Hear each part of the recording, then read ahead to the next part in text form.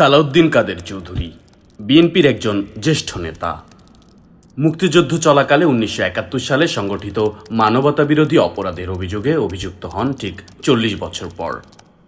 ২০১০ সালে আওয়ামী লীগ সরকার আন্তর্জাতিক অপরাধ ট্রাইব্যুনাল গঠন করে এবং ২০১১ সালে চট্টগ্রামে সংগঠিত হত্যা, গণহত্যা, অগ্নিসংযোগ ও নির্যাতনের অভিযোগে তার বিরুদ্ধে মামলা দায়ের করা হয়।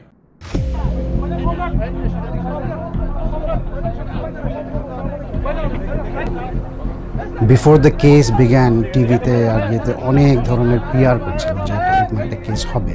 তখন আমার এখনও মনে আছে যে আই গট নার্ভাস যে আব্বার নাম কেন আসছে, কারণ আমরা কোনো সময় মানে আব্বাকে যে জড়াবে এইসব জিনিসে এটা আমরা কোনো সময় ভাবতে পারিনি। তো এটা যখন টকশোতে যখন আসা শুরু করলো, আব্বার নাম আসা শুরু করলো, আই রিমেম্বার আব্বাকে আমি কয়েকবার জিজ্ঞেস করেছি, উনি he did not take it seriously, একদম না, একদম আনপ্রিপেয়ার্ড ছিল। His signature identity was সবকিছু মেনে নিব, কিন্তু ভিন্ন দেশের গোলামি আমরা সহ্য করব না। আমরা বুঝলাম যখন ট্রাইব্যুনালটা যখন গঠন হয়ে যায়, হঠাৎ করে আব্বার নাম ঢুকায় একটা বাস পুরানোর একটা কেসে। কি হয়, নর্মাল আইনে হয় যে prosecution must prove the case.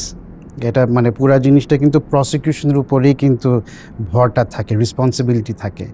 কিন্তু আব্বার ফাইনাল জাজমেন্টে অ্যাপেলেট ডিভিশন থেকে বলেছে যে the defence must prove his alibi.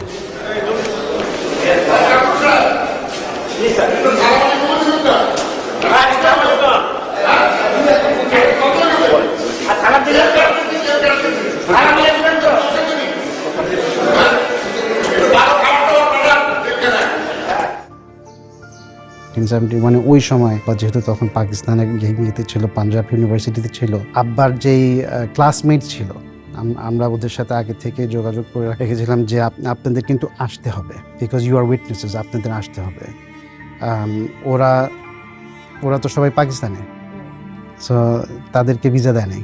আমরা ওখান থেকে যেই সার্টিফিকেট আনালাম, ডিউলি অ্যাটেস্টেড বাই পাঞ্জাব ইউনিভার্সিটির চ্যান্সেলর, রেজিস্ট্রার্স অফিস, এবং আমরা জানতাম যেইভাবে ওনারা যাচ্ছে ওদের থেকে আমরা ভিডিও পর্যন্ত নিয়েছি।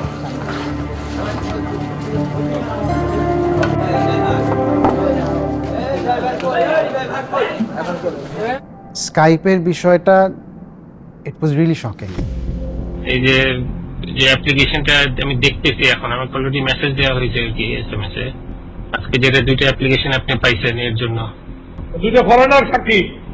হ্যাঁ, দেব না কি এটা কিন্তু আপনি একটা লিখিত অর্ডার দিয়েন, তাহলে দেখি আমি পড়ে দেখি। আপনি পড়ছেন পুরোটা? আমি বিদেশে পড়েই নেই এখন বন্ধু। ট্রাইব্যুনালের জাজরা ওরা কিন্তু কোনো কাজ করছে না, দে আর জাস্ট সিটিং দেয়ার, জাস্ট আমাদেরকে ঠাকানো। বেলজিয়ামে বসে একজন ভদ্রলোক, উনি সব ডিকটেশন দিচ্ছে কিভাবে করে ট্রায়ালগুলো জাজমেন্ট করা হবে, এবং শেষমেশে দেখা গেল যে জাজমেন্টগুলো বেলজিয়াম থেকে এসেছে। He was the man behind the whole thing.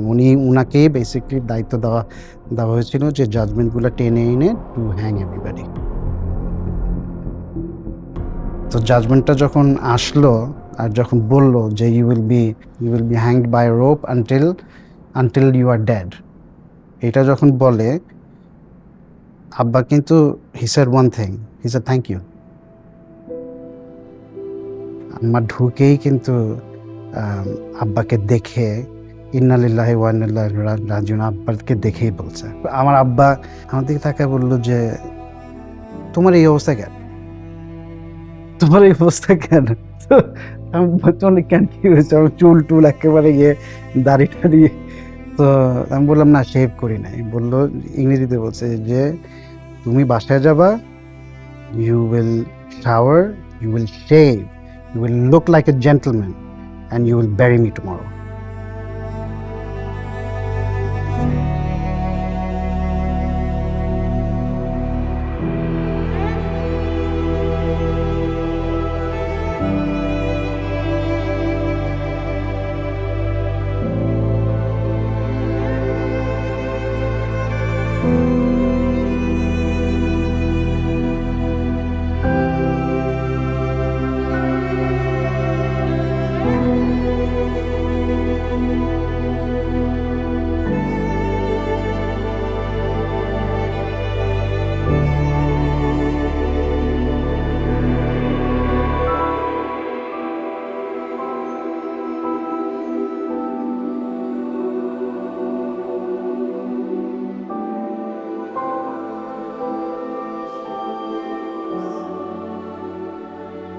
অবশেষে ২১ নভেম্বর রাতের শেষ প্রহরে পরিবারের সঙ্গে শেষবারের মতো সাক্ষাৎ করার পর ২২ নভেম্বর ২০১৫ সালের ভোরে ঢাকা সেন্ট্রাল জেলে তার মৃত্যুদণ্ড কার্যকর করা হয়।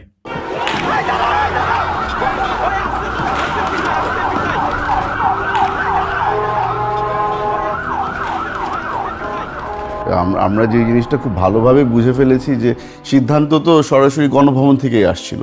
ওনার আদেশেই আব্বার থেকে লুকানো হলো যে তাকে আজকে রাতে হত্যা করা হবে। ওনার আদেশেই সিদ্ধান্ত নেওয়া হলো যে ওনাকে কোথায় দাফন করা হবে।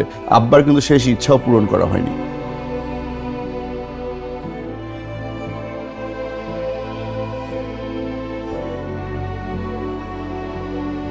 সব কিছুর পরে যখন দেখলো যে এখানে তো সালাউদ্দিন কাদের চৌধুরীকে হত্যা করেও শেষ হচ্ছে না, নেক্সট জেনারেশনকেও ধরতে হবে। তখন নেক্সট জেনারেশনের মধ্যে এখন আমাকে নিয়ে গেল, চেষ্টা করলো লিনিয়েজটা শেষ করে দেওয়ার জন্য।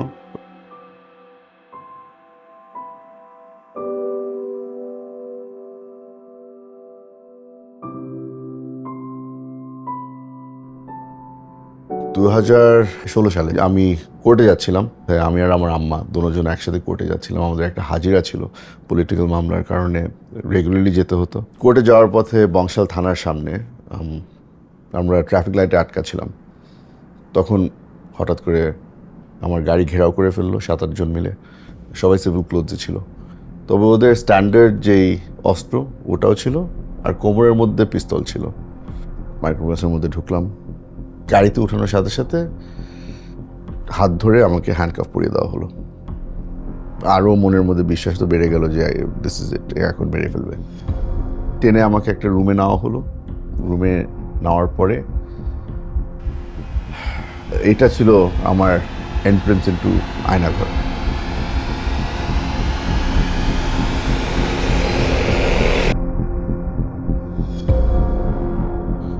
ইন্টারোগেশন শুরু হলো। প্রথমে আমাকে জিজ্ঞেস করা হলো যে আমি সিআইএর সাথে কোনো যোগাযোগ আছে নাকি না। তারপরে জিজ্ঞেস করলো আমার রয়ের সাথে কোনো যোগাযোগ আছে নাকি না। তারপর আইএসআই, মানে এমন কোনো গোয়েন্দা সংস্থা বাকি ছিল না যাদের কথা আমাকে বলা হয়নি। তো আমিও, প্রশ্নগুলি ট্যারা ছিল, তো আমিও জবাব ট্যারা দেওয়া শুরু করলাম যে আপনারা আগে মাইন্ড সেট করে নেন যে আপনারা কি সিআইএ এর ব্যাপারে জানতে চান, না রয়ের ব্যাপারে জানতে চান, না আইএসআই। অবভিয়াসলি ওরা ওই মুডে ছিল না যে আমি তর্ক করবো আর তারা ওটা নিবে। মারধর শুরু হয়ে গেল। আবার উঠানো হলো, আবার বসানো হলো, আবার প্রশ্ন। আমি আবার আরো উত্তেজিত হয়ে যাচ্ছি। তখন আর একটু জোরে মার, হাতে মারছে, পিঠে মারছে। আমাকে দাঁড়া করালো। ওরা যে কাপড় চেঞ্জ করেন। কাপড় চেঞ্জ করবো যে আমি পাঞ্জাবি খুললাম। পাঞ্জাবি খোলার পর বলছে না না আপনার কাপড়, সব কাপড় খুলতে হবে। আমি খাই তখন আমার বক্সেস পরা। ছবি তোলা শুরু করলো আমার। এর থেকে হিউমিলিয়েটিং কিছু আর হতে পারে না। আর তারাও ওখানে বলছে যে আরে আমরা তো খালি আপনার ভাইরাই আছে, অসুবিধা নাই। হাসাহাসি হচ্ছে। মানে আমার মেন্টালি আমাকে ব্রেকডাউন করার জন্য যা যা করার তারা সবই করেছে।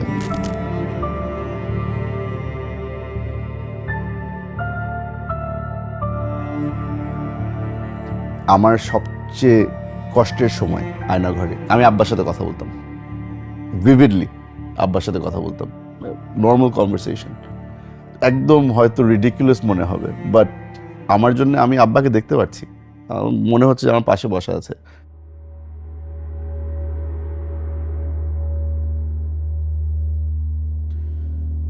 আমাকে হ্যান্ডকাফ পরানো হলো, ব্লাইন্ডফোল্ড করা হলো, আর জম টুপি পরানো হলো। এই জম টুপি যখন আমাকে পরানো হলো, আমার মনে হয় না আমার লাইফে আর এই ধরনের সিচুয়েশন কোনো সময় হবে যে মনে হবে যে আমি আসলে আমি দোজকে পৌঁছে গিয়েছি। কারণ জম টুপি থেকে রক্তের গন্ধ আসছিল, ঘাম আর রক্ত, তো একটা মেটালিক একটা স্মেল থাকে। তো এই জিনিসটা প্রত্যেক দিন যতবার বাথরুমে যেতে হবে এই জিনিসটা আমার ফেস করতে হতো। যতবার আমাকে ইন্টারোগেশন নিয়ে যাওয়া হচ্ছিল বলে তো আর নিয়ে যায় না। আর জমটুপির আপনার মাথার মধ্যে খালি একটা জিনিসই থাকে যে জমটুপির সাথে আপনি কানেক্ট করবেন ডেথ।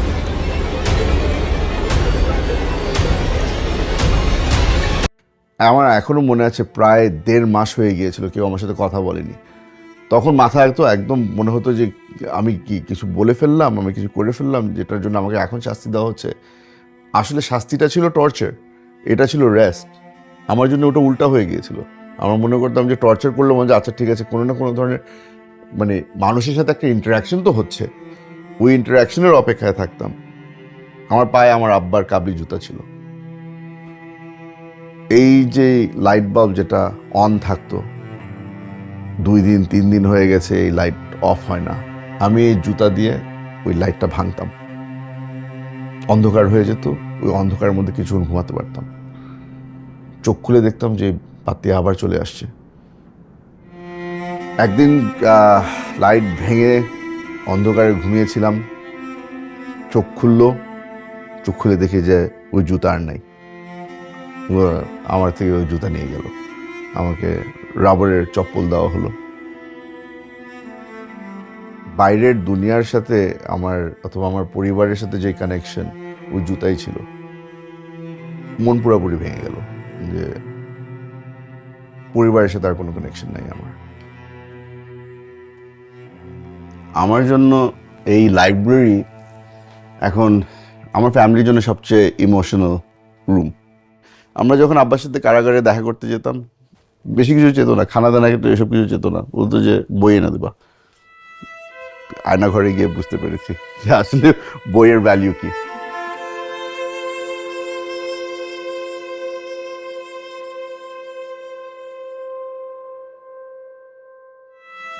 কিচ্ছু জানতাম না, কিছু বুঝতাম না। হঠাৎ করে দেখি সেলের ভিতরে লোকজন ঢুকলো,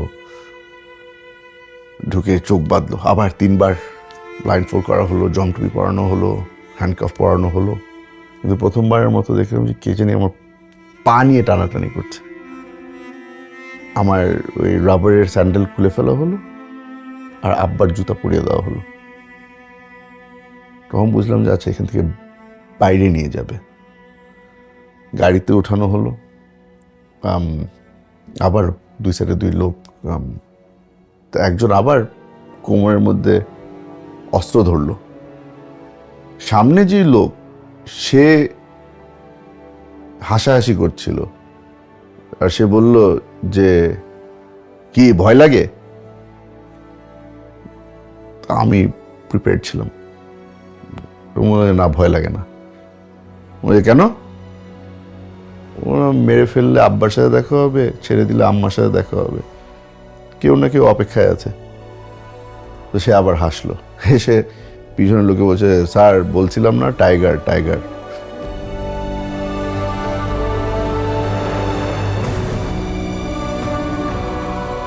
আমাকে জিজ্ঞেস করা হলো যে আপনাকে যদি আমরা ছেড়ে দিই তাহলে আপনি কি করবেন?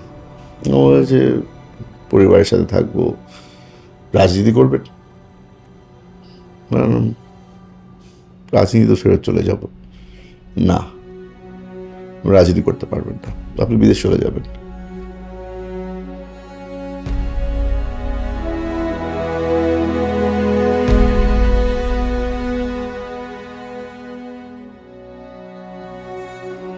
ট্রমা কেমনে করে একটা মানুষকে দুর্বল করে ফেলে, কেমনে একটা মানুষকে ভেঙে ফেলে, ওটা আগে বুঝতাম না, এখন বুঝি। মানুষ শুনলে মনে হবে যে আসলে পাগল হয়ে গেছি। গোসল করা আমার জন্য একটা বড় ট্রমাটিক জিনিস, কারণ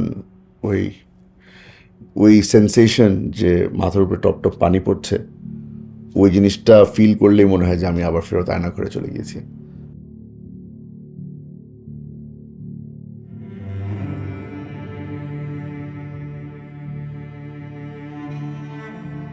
আমার সাথে আব্বার এটা লাস্ট ছবি, কারণ আব্বাকে হত্যা করার আগে মাসখানিক আগে আমরা যখন লাস্ট দেখা করতে যাই তখন কিছু ছবি তোলার সুযোগ হয়, লাস্ট কিছু আমরা ছবি তুলি। আমার আর আব্বার লাস্ট এটাই ছবি। আমার আব্বার অত বেশি ছবি নাই।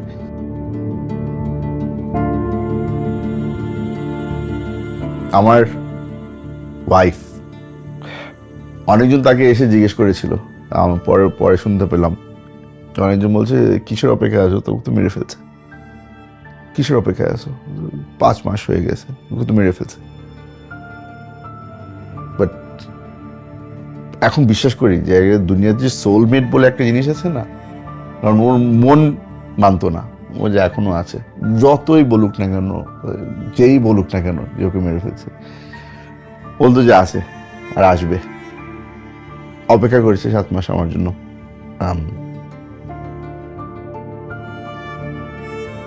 সিকিউরিটির জন্য ওই আমার ওই একটা কুকুর, ও না থাকলে হয়তো আমি পাগল হয়ে যেতাম। যখন প্রথমবার বাসায় ঢুকি, তখন ওই কুকুর আমার ওয়াইফের সাথে থাকতো। ও দেখে আমাকে চিনেনি। 10 মিনিট পরে পাগলের মতো গোল গোল ঘুরছে, আমি ওকে আর ছাড়ি না।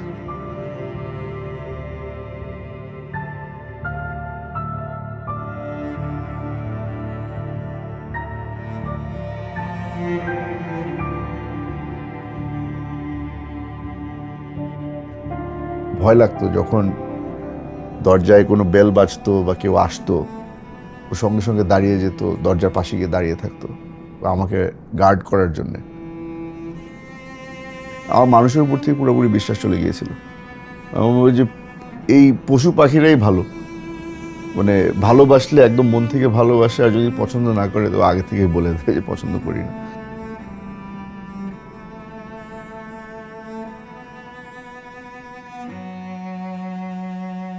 আমরা সকলেই একটা স্বপ্ন দেখেছিলাম যখন আমরা আয়নার ঘরে ছিলাম, বুলডোজারের সিটে বসে এই বিল্ডিংগুলোকে কীভাবে করে আমরা ভাঙবো, অন্যরা ভাঙবে না, আমরা ভাঙবো, যারা সার্ভাইভ করেছে এই টর্চার। কারণ এটাই হচ্ছে কি আসল কন্ট্রোল আমাদের জন্য, আমাদের রিকভারি হবে এটা থেকে।